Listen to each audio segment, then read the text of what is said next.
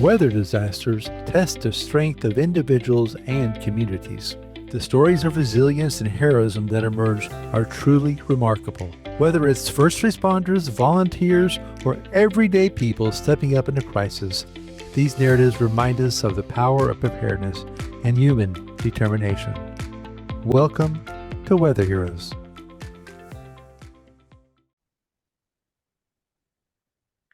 Well, as part of our ongoing Katrina Chronicles, looking back at the 20th anniversary of Hurricane Katrina hitting the southeastern U.S., today we're lucky enough to be speaking with Billy Hewes. Mr. Hewes was a key player in a lot of the response along the coast, as well as having important roles in the government. And we'll kind of ask him about his background. But first of all, welcome, Mr. Hewes. Thanks. Glad to be with you. Thank you, sir. So, Mr. Hughes, tell us a little bit, I guess, about your background in the 2005 era, and really, you kind of, I know that you were the mayor in 2024. So, as we go through this, I'd like to look a little bit at the before Katrina, the immediate aftermath, as well as kind of the long-term stuff that you've been down there to see the recovery part, you might say. So, with that said, I'm going to turn it over to you, sir. All right. Yeah, thanks again. Glad to be here. And Mr. Hughes was my dad. Just call me Billy. That's fine. Okay. I've grown up in South Mississippi just about all my life, as has my wife. And before I got into politics, I made my living as an insurance agent and a real estate agent. For 20 years, I was a member of the Mississippi Senate. And during that time frame is when Katrina occurred. Since then, I've been mayor of the city of Gulfport for the last 12 years. Just finished that term of service. So I had a little bit of background as far as storm prep, living through these, being in Hurricane Alley. It's part of our fabric, how we prepare, how we get ready, how we, check on one another. So it's a pretty long laundry list. And fortunately, most people pay attention. The challenge is when we underestimate a storm. Complacency kills. If you go a few seasons without a storm, you tend to forget, how these things can spin up really fast and become very dangerous very quickly. So you don't want to live in a state of anxiety, and that's not necessary. You just want to be prudent and prepared, and that's on an individual, family basis as well as a community basis, with your different government entities having different roles to play. Okay, very good. So what was your, I guess, your politic job in 2005? In '05, it was as a state senator, and I learned very quickly that so much of it occurs, so many decisions occurs at the local level. Legislators are considered to be, for the most part-time, even though it occupies a great deal of your time. And so my job was to be a liaison between the locals and the feds, and make sure that the messages were getting through, that we were communicating effectively, that we were boots on the ground, as far as being and seeing, eyes and ears for a lot of folks, and trying just to accommodate and facilitate. But I learned as mayor later in life that, and I saw it then too, that it's the locals, your first responders, your fire, your police, your public works, getting things back online, getting streets cleared. So there's just a lot to do. But back in 2005, everybody, we were under the impression that, look, Camille in '69 was terrible, but that was the standard. Nothing could be worse than Camille. And that's what we kind of were lulled into a sense of, I won't say security, but understanding of what might happen. And then Katrina just dashed all of those impressions and brought something unprecedented ashore. And it literally, as Governor Barber said, scrubbed away a lot of the coast of Mississippi. And so we had a monumental task. But as the first thing that everybody did, no matter what your background or line of work, you were checking on your loved ones, you were checking on your neighbors, you were seeing that everything's intact, and trying to help people find loved ones and get in touch with them. Communications were pretty much gone. We were so inundated with salt water that most of the infrastructure for the landlines at the time, because cellular was around, but it had not really come into its own. Right. But all those were totally just destroyed. So you could not use a typical phone. So you were borrowing whatever cell phone you could, hopeful that the towers were up and you could tell people you were alive. But that was the first order of business, getting that done. As an insurance agent, certainly we wanted to get the word out through radio stations and folks as far as here's where your claim center is going to be. Here's basically everybody was in triage. Right. And all companies, they sent teams down and they were spotty and where they could be. Fortunately, my office was north of the interstate, and so we were able to set up a command center there. But it was, 24/7. You stay as long as you need to, as long as you can, as long as people came and had a need, you kind of saw fit to make sure they were served because they had their own personal challenges. What was neat about the whole situation, if there's such a thing, is the spirit of our community. The resilience is always talked about. Yeah. But we had, I started saying, we saw the worst of Mother Nature, but the best of humanity. And no matter what came, we understood very quickly that stuff is just stuff. And your house is stuff. The stuff inside your house is stuff. If we could reach out and put our arms around a loved one, or check on a neighbor, or embrace anybody, or just touch somebody, the human element was key and critical. And it didn't matter your walk of life or background or anything. There were no lines. Mother Nature, she's an equal opportunity impactor, and no matter what your background, socioeconomic status, whatever, everybody was impacted by this storm. And so, you saw very quickly, I've got a picture of just nothing but slabs. Yeah. House is gone, just the foundation left, and American flag stuck in the middle of it.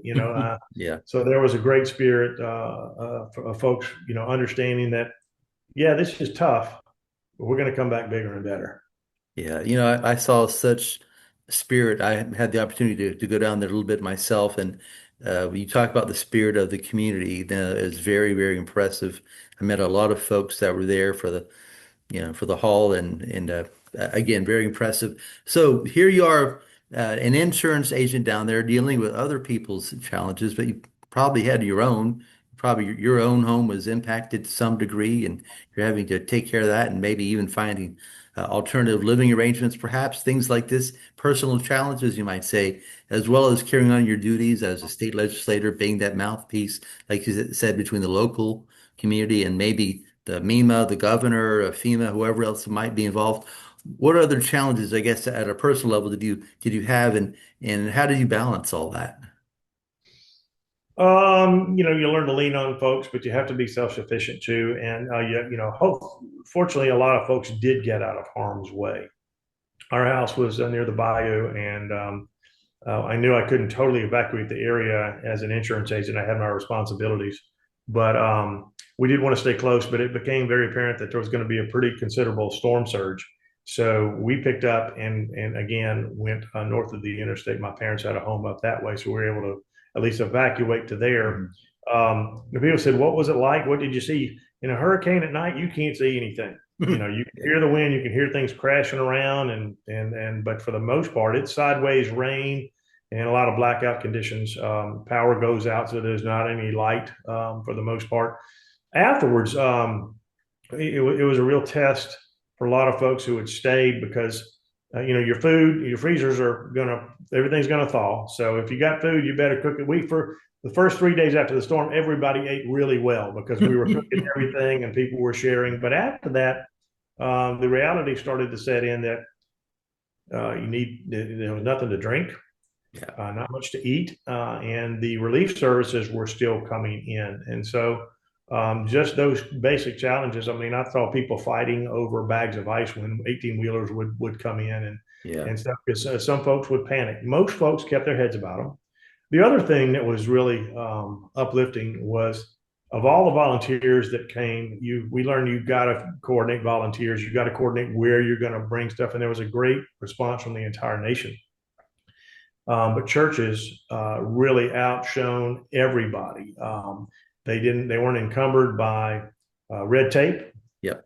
They were just very giving, and not only did they send supplies, they came, people in droves of people, and they organized themselves to help folks tear out their homes, to help folks rebuild their homes. So we were ministered to physically and spiritually and mentally, and I think our success in recovery would not have been as great as it was, but for the selflessness of our churches. You mentioned the communications aspect. Obviously, no cell phones and things like that, limited, if at all, landlines. What other type of challenges do you say? What were maybe your top five to just to getting something done or going through life every day?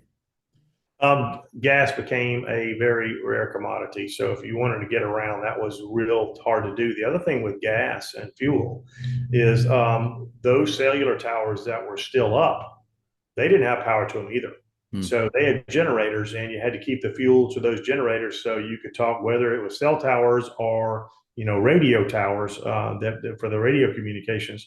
And it got to a point where some tanker trucks had to come in convoys that were protected, because you would have some folks, try to peel them off and say, no, I need it for my city, or I need it for my law enforcement or whatnot. And, Right. so, well, we got to have it for the larger picture. And so it took a lot of juggling, a lot of, again, some negotiating, but some mention too, Yeah. by folks a little higher up said, look, we don't want to have armed escorts if we don't have to, but between the National Guard and the Highway Patrol, we're going to do what we can to try to prioritize. The other key, when you could get around, is we don't realize how taken for granted our navigation is, just as far as driving around our own communities. We navigate more by structures and landmarks than we do by road signs. In our case, both were gone. So we had to kind of dead reckon where we might be at a certain place on a road, if the road is even navigable, if we could travel on. And then the other thing was, there was debris everywhere, particularly along the coastal areas. There were houses that were some, in the 100-year-old range, and the codes weren't as significant then, and so all they had survived major hurricanes before. This one took them out and just crushed them into just kindling wood, really. So that was a challenge and a key. The other, as people came in to help us basically replan how we were going to rebuild, and we knew we were going to rebuild, and we had I mentioned Governor Barber, but Senator Lott and Senator Thad Cochran were well placed at the federal level, and Gene Taylor, our congressman, as well. So we had a very active delegation that was telling our story. And I think that resulted in a lot of federal help as well. But we realized that for those who were trying to make their way back and live where they could, and most of us could not live in our homes. We had about 7-8 feet of water in our house, so it was not livable. Everybody was finding all this, but in the meantime, Right. you had a lot of kids still around.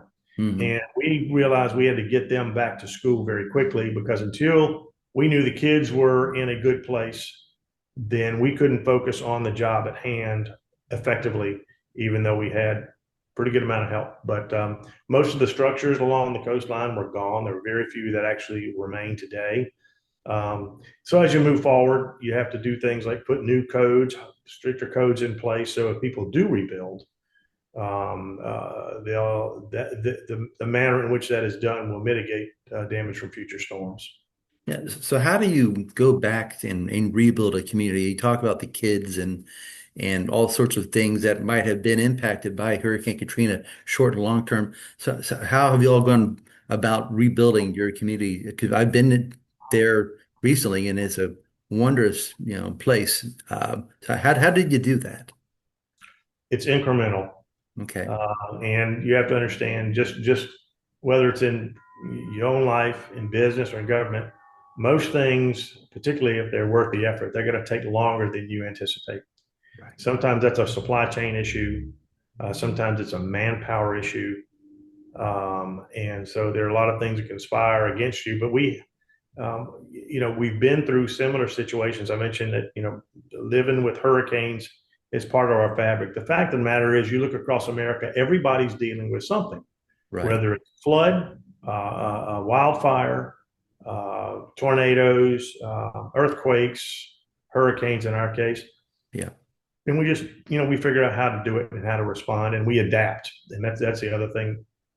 The devastation was so bad from Katrina that a lot of folks thought that everybody would move north of Interstate 10, which is, a few miles inland, running along this coastline. But it's well inland. And so a lot of focus was placed out there, and people did indeed Mm. build out there, and there's great economic growth occurring today. I Okay. think as a result of some of the things we put in place, 15 years ago, 15, 20 years ago. Um, and so it just came up, but there's a stat I came across a long time ago, and I think it's probably pretty accurate that 80% of America's population lives within a mile or within 10 miles of the coastline. Hmm. So people are going to gravitate to the water.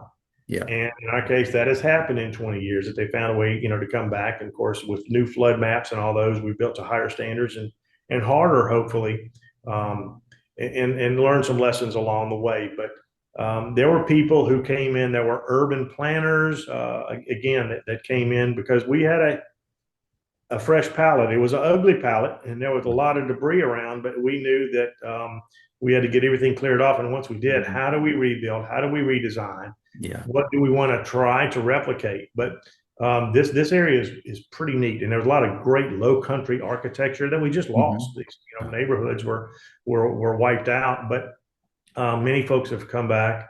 And like you said, if you come here, most people say, "Man, I had no idea Yeah. how beautiful it is." The cost of living is pretty awesome relative to the rest of the country. Hmm. It's low. How great the food is, how Hmm. accommodating the people are. There's no gridlock. We kind of be called the secret coast, and when people discover us, they kind of said, "I'm not sure I want to leave," which is a great thing. So I feel like from that standpoint, it may be mission accomplished, Hmm. but really the mission never ends. Yeah. And you were asking earlier about, as a mayor, how do we prep? How do we get ready for these? And that's another thing. There are sequential things you do seasonally, and whole storm prep is something we do every single year. And every city does this with their first responders, their entire city team, with MEMA, with FEMA, Hmm. with our emergency operations system. There's a Sure. great deal of coordination between the county and the cities and even the state. So that is something that we do not take lightly. Yeah. And it is an all hands on deck to say, "Hey guys, you know, every storm's different. So let's not take anything for granted." Yeah. Yeah. That each storm tends to have its own personality, small or large. That's so true. Um, a couple of stories, perhaps from your time during those Katrina days that perhaps reflect the resilience of the people, maybe overcoming a challenge or two, perhaps something that stands out in your brain. Some of them are just the generosity of people. You would come across somebody who lost everything. Their home was literally washed away, scrubbed away. We said, "Man, hey, what can we do?" And this story replicated across the coast. It just wasn't in one spot. Right. And you say, "Hey, you need something to eat? What can we do?" And most of the time, the man or woman would say, "Hey, we're good." Because you're like, "No, you're not good. No, we're good. Yeah. I got my family. I got my loved ones. I got a little food to eat. I'm good. I'm good. So go check on Mr. Smith or Miss Jones down the road because I Hmm. think they're having a hard time, Yeah. or they got a bunch of kids. Go help them out." Yeah. So it was very selfless. There was some vigilance too. About you're always going to have some people try to take advantage of these situations, and looters got roughed up pretty good, and Yeah. they should have. And so, Yeah. but I saw within 6 hours of the storm, there were some businesses that had been blown out, and I saw people going in and just taking whatever they wanted or could. Fortunately, that's not the norm, and most folks were all about the business of just helping each other and getting things done. But you're going to have some folks that are going to loot and take advantage of it. But that was not tolerated on an individual or on a collective basis. But um, probably one of the funniest stories I shouldn't tell, but it's we find humor, and that's how we cope with a lot of things. Of But course. on Second Street, which is a block off the beach, we had my brother was living in. I had bought my grandparents' home, and my other brother was not too far from him, and he had purchased another relative's home, and their homes were totally messed up pretty bad.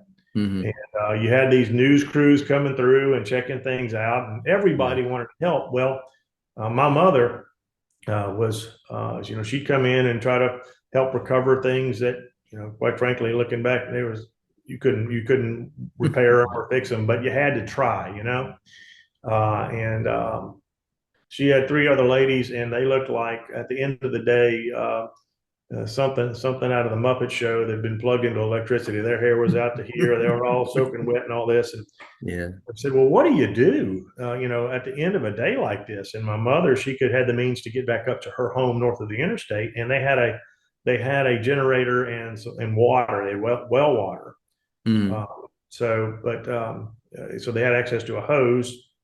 And she said, "Well, for me, my highlight is getting to go back home and crawl in the garbage can and take a bath." I'm thinking, oh Lord, that's what everybody's going to think about Mississippi. But the fact of the matter is, it was one of those bins that you Yeah. could get in and just kind of wash off. But she was wearing a Billy Hewes for Senate T-shirt. I said, "There you go. I got it set." So we laughed at ourselves a lot, Good, good. and found humor even when it wasn't humorous. Um, but I just think some of the success stories, getting the schools back open Yeah. was a huge success. Tourism's our bread and butter down here as far as our economy. We're very diverse. I was talking about what's neat about this area, from military bases to industry to business to hospitality to medical. Pretty Mhm. diverse, and even a strong education component. But in the casino industry alone, which was still kind of, finding out what it was going to be, there were 16,000 people employed there. And that's a huge hit to the economy. So we had to get a lot of things back on board. And people set aside any concerns they had, and let's find a way to kickstart this and jumpstart and get folks back to work as well as the schools. Yeah, that's something folks don't think about. I mean, that's a humongous, tremendous hit, like you said, on your economy. All those folks, and how do you get them back, and where do they go back to, at least initially, and the companies that are employing them, how do they deal with that? And of course, making sure everyone's okay too, like you said at the beginning, looking for people and trying to make sure everyone's okay and has found a temporary place. Well, that thing about the temporary place, housing was at a premium. And probably for the first 2 or 3 years, again, I talked about prioritizing. There wasn't a whole lot of tourism to be had. There was no place to stay because those hotels that were viable or that were repaired, you had either insurance claims folks Yeah. that had to be there still assessing things. You had construction workers that had to have a place to stay. So there were a lot of tent cities. Yeah. The power company, amazingly, they had a mission. They got the power back restored within 12 days. That's unheard of. Yeah. But again, what the power companies do, and if you've been around any storms like this, they know how to prepare and marshal. And so I'll just use Southern Company for example, but it goes beyond Southern Company. It's the Electric Power Associations. They all come together, and they go and they send hundreds of trucks and teams that work and rotate in and out, and just go wherever the need is, and understanding there's a job to do, and getting that power restored it's a life-saving component. It's necessary, not just quality of life. Yeah. And then the response of the not just utility companies but communications companies as well. With cellular networks and those sorts of things, that is the means of communication. And Cellular South was in its infancy, and they had really started to establish themselves down here, ceasefire today. Right. But they did a remarkable job, and just kind of figuring out things on the fly. And they sent down hundreds, if not thousands, of cell phones. We're probably in the flip phone BlackBerry area there, Yeah. but they sent the units down Right. while they were repairing their towers, Okay. and just handed them out, especially to municipal officials, law enforcement, so they could at least communicate and let everybody know what's going on. Wow. We had no idea the extent of the devastation. It came very apparent, if you had the ability to get up in a helicopter. But as far as radio access, TV access, we had radios, but we couldn't see everything that the world that was seeing, but how far it was. I mentioned we had evacuated. My mother-in-law, she was blind, and that didn't inhibit her at all. But we had her with us, and we went up to my parents, and we came down as soon as the storm abated. And the closer we got to the coastline, the more apparent that this was something unprecedented. And once we got up to where basically there's an east-west railroad track that is elevated. I don't elevate; it's like a berm. So it was a small levee, and it stopped a lot of things from going in further inland. As bad as it was, much of the flooding topped that, particularly around the bays and bayous. So, but it was effective in some areas. But so when we came across that into the neighborhood areas, there were not many houses, but there were 10-foot, 15-foot, 5-foot piles of destroyed homes that you had to walk on and navigate through. And after a hurricane, there's kind of sensory overload. You obviously you see all this destroyed and racked, but what you smell is gas, natural gas lines that have been broken, tree sap, where trees who have been just ripped to shreds. You start to smell things to decay, and and that's never good. What you hear chainsaws and helicopters and gas lines again. So it's just some things that kind of stick with you as far as what you do.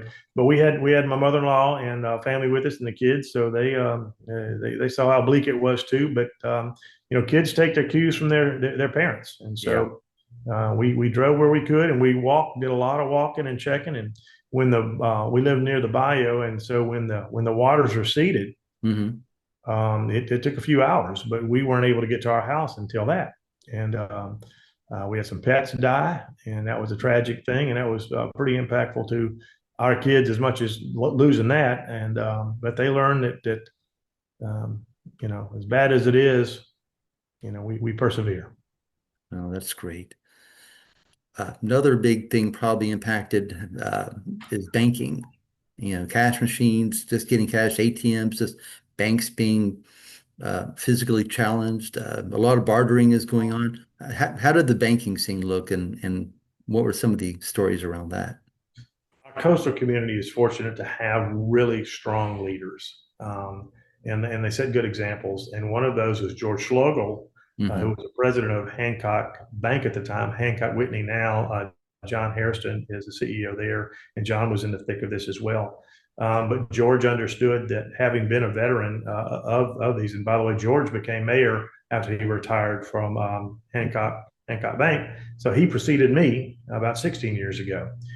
But basically, what they did, they understood that communications networks, much less checking machines or anything like that, are going to work. So they were operating on a trust basis, and Hancock and others, Peoples, and I think it was Deposit Guarantee at the time, but they all pretty much set up a situation where people could come get cash and almost write an IOU. And it was on a trust basis. And most folks who came to get it, because you were not going to do a credit card, there were no credit card machines that were going to work. Yeah. So it had to be on either a barter or a cash basis. Hmm. And they just basically kept ledgers on who got what money and how much. And they probably, limited, you can only get so much at any one time, but here's the deal.